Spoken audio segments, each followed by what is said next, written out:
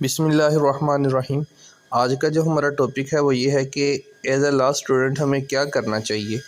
सबसे पहले focus on core subject आता है कि हमें ड्यूरिंग स्टडी 4 साल प्रोग्राम जो होता है उसमें जो भी सब्जेक्ट हैं वो उनको डीपली उनको पढ़ें और उनको समझें। सबसे पहले कॉन्स्टिट्यूशनल लॉ को पढ़ें, क्रिमिनल लॉ को, contract and tort, civil procedure, CrPC and CrPC, CPC, evidence law और ज्यूरिस्प्रूडेंस। ये जो 7 टर्म्स हैं उनको आपने अच्छी तरह रीड करना है। सिर्फ आपने मेमोराइज़ नहीं करना, ये भी समझना है कि ये किस तरह काम कर रही हैं।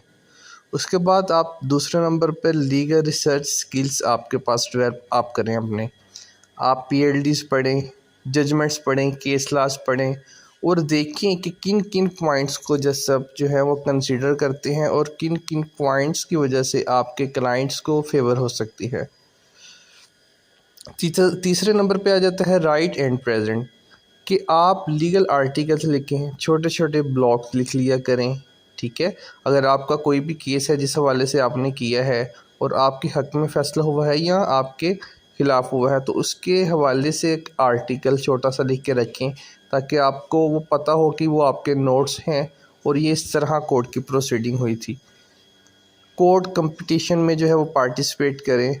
इसके अलावा जो है वो सेमिनार्स अटेंड करें। अक्सर जो सीनियर एडवोकेट्स हैं वो सेमिनार्स कंडक्ट करते हैं जूनियर्स एडवोकेट को लर्निंग के लिए, तो वो आप कंडक्ट करें। उसमें आपका ये होगा कि एक तो आपका कॉन्फिडेंस बिल्ड होगा और दूसरा जो वहाँ पे सीखने को मिलेगा वो आप बुक से भी ज़्यादा जो है वो वहाँ पे आपको सीखने पे मिलेगा, क्योंकि उन्होंने वो बुक्स का निचोड़ निकाल के आपको बताना है। इसके अलावा जो 4 साल डिग्री होती है ये इसमें सिर्फ आप कॉलेज ना जाएं, आप इंटर्नशिप करें। किसी भी लॉ फर्म को ज्वाइन करने, चाहे वो आपको पे करते हैं पे नहीं भी करते, फिर भी ये होगा कि इन 4 सालों में आप स्टडी के साथ आप प्रैक्टिस करेंगे तो जो पढ़ रहे होंगे वो अगर आपको इम्प्लीमेंटेशन करना भी साथ साथ आ जाएगा तो जब आपकी डिग्री कंप्लीट होगी तो आपको काफ़ी से ज़्यादा इल्म जो है वो आ जाएगा और आपको कोर्ट की प्रोसीडिंग्स का भी पता चल जाएगा। इसके अलावा कोर्ट की प्रोसीडिंग को ऑब्ज़र्व करें कि क्या क्या, जिस तरह एक सिविल केस है तो आपको पता है सिविल केस में पहले नोटिस या समन होते हैं। उसके बाद जो दूसरी पार्टी अगर आ जाए तो वो जवाब दावा देती है। जवाब दावा देने के बाद अगर कोई एप्लीकेशंस है, स्टे एप्लीकेशन, तो उस पर बहस होती है। फिर यहाँ स्टे कन्फर्म हो जाता है या खारिज हो जाता है। उसके बाद इशू फ्रेम्स होते हैं, फिर शहादत मदई की, फिर मुद्दल की, फिर फाइनल बहस और ऑर्डर। ये मेन प्रोसीडिंग है। अगर कोई भी पार्टी कोई डिफरेंट एप्लीकेशंस ना दे तो सिर्फ इन प्रोसीडिंग के बाद जो है वो केस फैसला हो जाता है। इसी तरह अगर आप चालान में चलें तो चालान में भी यही होता है कि चालान में सबसे पहले मुलजिम को कोर्ट तलब करती है। अगर मुलजिम आ जाए तो उस पर जो है उसको नकलाजात तकसीम कर दी जाती हैं। अगली डेट पे वो आके बताता है कि मैंने जुर्म किया है तो वो कन्फेशन हो जाता है। अगर वो कहता है नहीं तो उस पर चार्ज लग जाता है कि वो कहता है कि मैं नॉट गिल्टी हूँ। उसके बाद एविडेंस आ जाती है। एविडेंस जब कंप्लीट हो जाती है प्रोसिक्यूशन की तो वो प्रोसिक्यूशन अपनी एविडेंस कंप्लीट कर देती है। फिर फाइनल आर्गूमेंट्स होते हैं दोनों साइडों से, और इससे पहले जो है जब एविडेंस कंप्लीट हो जाती है तो 342 की स्टेटमेंट मुलजिम की आती है। वो बताता है कि पुलिस ने मेरे पे पर्चा क्यों दिया। उसके बाद फाइनल आर्गूमेंट्स और ऑर्डर हो जाता है। ये आपको कोर्ट प्रोसीडिंग्स का कंप्लीट पता होना चाहिए कि क्या क्या होनी है। उसके अलावा 5वें नंबर पर नेटवर्क और learn. As a law student आपने सेमिनार्स भी अटेंड करने हैं, वर्कशॉप्स भी और वेबिनार्स भी। आपने लॉयर्स के साथ जो है वो कनेक्टेड रहना है, लॉयर्स के साथ, जजेस के साथ और जो भी आपके सीनियर्स हैं उनके साथ। उसके अलावा आप कोई भी अपनी एसोसिएशन बना लें, ग्रुप बना लें लॉयर्स का, कि जिनको आप ज्वाइन करें और जो भी लीगल आपको इश्यूज़ आ रहे हों वो एक दूसरे से डिस्कस कर लें। इसके अलावा स्टे अपडेटेड, 6 नंबर पे है स्टे अपडेटेड। अक्सर जो है वो पीएलडीज़ की बुक्स आती हैं हाई कोर्ट की, सुप्रीम कोर्ट की, वो आपने पढ़ते रहना है। आपने उनकी लेटेस्ट जजमेंट्स को पढ़ना है। अब तो वेबसाइट्स हैं, आप गूगल के ऊपर सर्च कर सकते हैं, थोड़ा सा कुछ पे भी होता है। तो वो उसमें यह है कि अगर आपका अकाउंट बना है तो जो भी उनकी रिसेंट जजमेंट्स आती हैं वो वहाँ पे अपलोड होती हैं।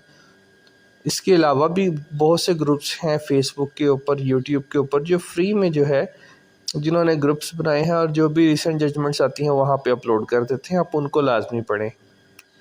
इसके अलावा वर्क ऑन पर्सनल स्किल्स, ये बहुत इम्पोर्टेंट है। A good lawyer also needs, उनकी कम्युनिकेशन और आपकी राइटिंग स्किल्स ये दोनों बहुत अच्छी होनी चाहिए। आप अपनी पर्सनल स्किल के ऊपर आप अपना काम करें, ना कि किसी को गलत गाइड करें। आपको एनालिटिकल थिंकिंग आपकी होनी चाहिए, आपकी टाइम मैनेजमेंट बहुत अच्छी होनी चाहिए क्योंकि आपको पता है कि एक लॉयर जो है वो एक वक्त डिफरेंट जगह पे मौजूद नहीं हो सकता। एक लॉयर एक वक्त में डिफरेंट जगह पे उसके लिए पॉसिबल नहीं है कि वह पहुंचना। तो ये टाइम मैनेजमेंट बहुत ज़रूरी है कि अगर आपकी बेल्स हैं और आपके सिविल केसेस हैं तो सबसे पहले जो है वो आपको पता होना चाहिए कि बेल सुबह सुबह कॉल होंगी, मैंने वहाँ जाना है। और अगर हाई कोर्ट में केस है तो सेशन में आपको पता है 8 बजे की टाइमिंग है, वहाँ हाई कोर्ट में 9 बजे की है। तो आपने कोशिश करनी है कि आपने यहाँ पे सेशन में पहले जाना है और बाद में हाई कोर्ट में। इसके अलावा अगर कोई आपकी वहाँ पे सिविल अपील है तो उसका टाइम लेट आना है तो फिर आपने सेशन का काम करके जाना है। अगर हाई कोर्ट की कोई बेल है तो फिर आपने पहले सेशन की बेल करनी है, फिर हाई कोर्ट की बेल और उसके बाद सिविल केसेस करने हैं। ये टाइम मैनेजमेंट बहुत ज़रूरी है। उसके बाद आ जाता है एथिक एंड प्रोफेशनलिज्म। एथिक्स और प्रोफेशनल जो है ये बहुत ज़रूरी है। आपने किसी भी क्लाइंट का काम, चाहे वो आपने 1000 में पकड़ा है, चाहे लाख में, चाहे 10 लाख में, जो भी आपकी फ़ीस तय हुई है उस फीस में जो है वो आपने उसका काम करना है। और अगर वो आप काम कर सकते हैं या आपको उस काम के बारे में आइडिया है तो तभी आपने वो काम को पकड़ने की हामी करनी है। फॉर एग्ज़ाम्पल, अगर जो है वो आपको नारकोटिक्स का कोई कहता है कि ये मेरा केस है और आपको वो काम नहीं आता और आप वो काम उसका करते हैं तो क्या होगा कि क्योंकि आपको उसके बारे में नहीं आइडिया था कि ये केस कैसे चलाना है, ट्रायल कैसे चलाना है, तो उसको सज़ा हो जाएगी। तो वो बंदा किसी भी आगे क्लाइंट को रेफ़र नहीं करेगा बल्कि आपसे कहेगा कि आपने क्रॉस एग्जामिनेशन नहीं अच्छी की, इस वजह से मुझे सज़ा हो गई। तो आपने क्या करना है कि जिस सब्जेक्ट के बारे में या जिस फील्ड के बारे में या जो भी कैटेगरी है लॉ की जिसके बारे में आपको नहीं पता, आपने उसकी बाबत अगर केस पकड़ना है तो सबसे पहले इंफॉर्मेशन इकट्ठी करके किसी सीनियर को जो वो काम कर रहा है उसके साथ अटैच हो के फिर करना है।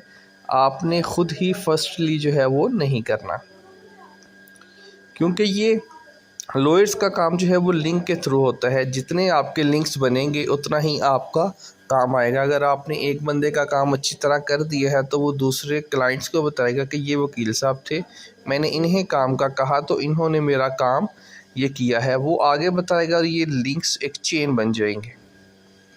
इसके अलावा प्लान योर पाथ, आपने अपना प्लान करना है कि आपने कौन सी फील्ड में रहना है।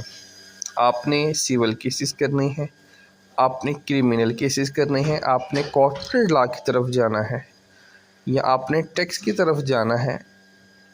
तो ये आपने अपनी फील्ड ख़ुद चूज़ करनी है जिसमें आपका इंटरेस्ट है। या आपने सिविल सर्विस, जिस तरह जुडिशल के एग्ज़ाम होते हैं, जजेस के एग्ज़ाम होते हैं, CSS के होते हैं और डिफरेंट डिपार्टमेंट में लीगल एडवाइज़र की पोस्ट होती हैं, अगर आपका वो इंटरेस्ट है तो जो फील्ड में आपका इंटरेस्ट है आपने कोशिश करनी है कि वही फील्ड आप चूज़ करें।